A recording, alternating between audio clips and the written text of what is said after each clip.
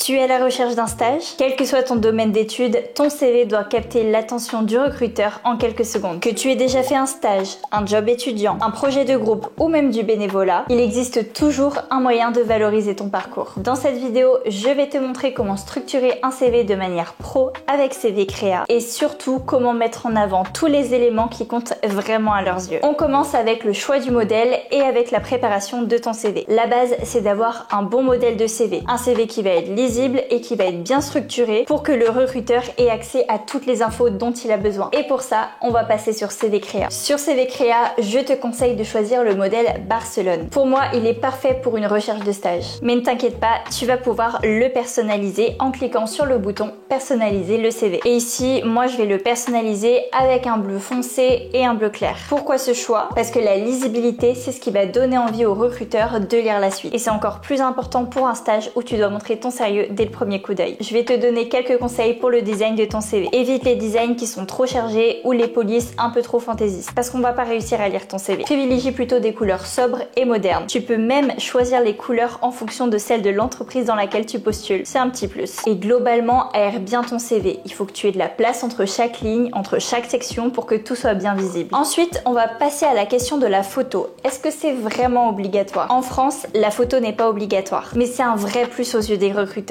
Donc si tu choisis d'en mettre une, voici quelques conseils à respecter pour qu'elle soit vraiment professionnelle. D'abord, utilise un fond clair et neutre. On oublie les photos de vacances. Si tu le peux, privilégie la lumière naturelle, c'est ce qui va le mieux représenter la réalité. Adapte ta tenue au secteur que tu vises. Et enfin, oublie les selfies. Ensuite, on va passer à la structure que ton CV devra avoir si tu recherches un stage. Déjà, tu as des incontournables, tes informations de contact, ton nom, ton prénom, ton adresse mail, ton numéro de téléphone. T'es pas obligé de mettre ton adresse postale. Ensuite, il faut que tu mettes un titre à ton CV. C'est la base pour qu'on puisse voir directement le poste que tu vises. Je vais te donner deux exemples. Étudiant en licence économie et entre parenthèses, tu peux mettre stage en analyse de données mai jusqu'à juillet. Comme ça, tu donnes directement les dates de ton stage. Ou si tu veux être un peu plus vague, tu peux mettre master communication digitale et entre parenthèses, recherche de stage en community management. C'est quand même important de mettre la durée et la période de ton stage pour aider le recruteur à se projeter. Ensuite, n'oublie pas de remplir ton profil professionnel. C'est 3 à 4 lignes qui vont expliquer ton parcours, tes objectifs et ce que tu peux apporter à l'entreprise. Si t'as pas trop d'inspi, tu peux utiliser l'IA intégrée directement sur CV Créa qui va t'aider à trouver une belle accroche. Mais pense quand même à la personnaliser. Je te mets à l'écran un exemple que tu pourrais par exemple utiliser. Étudiante en marketing digital, je recherche un stage de 3 mois à partir d'avril afin de renforcer mes compétences en création de contenu et stratégie réseaux sociaux. Dynamique et rigoureuse, je souhaite contribuer à des projets concrets en communication. Ensuite, évidemment, tu vas devoir remplir la partie expérience. Tu peux valoriser plein de choses ici. Un job d'été, un service civique, un ancien stage ou même un projet de groupe que tu aurais pu faire en classe. L'idée, c'est de montrer que tu sais t'adapter au monde pro. Et quelques conseils pour vraiment te démarquer des autres. Utilise des verbes d'action. Organiser, concevoir, animer.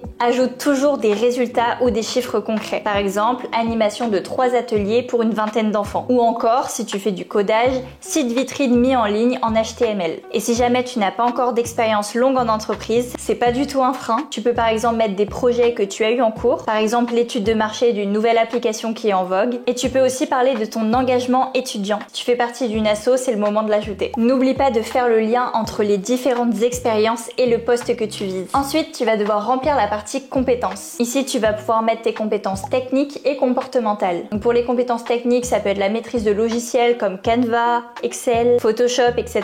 Et pour les compétences comportementales, ça peut être le travail en équipe, la communication, l'autonomie, le sens de l'organisation, etc.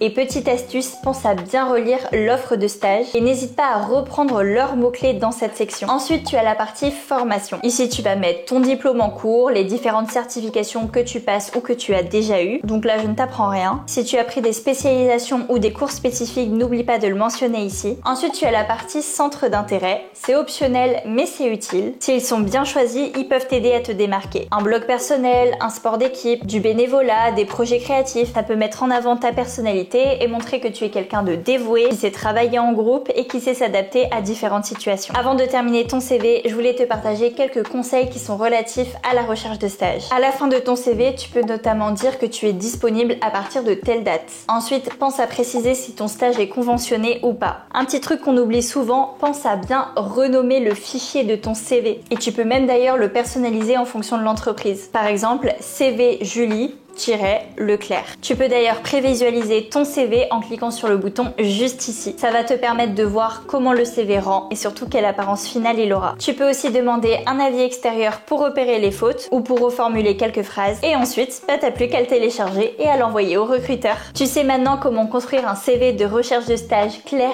et professionnel en valorisant tout ce que tu as déjà fait. Et pour mettre toutes les chances de ton côté, je te conseille d'accompagner ton CV d'une lettre de motivation bien rédigée. D'ailleurs, c'est justement le sujet de notre prochaine vidéo. Alors pense à t'abonner pour ne pas la manquer. À bientôt sur CV Créa.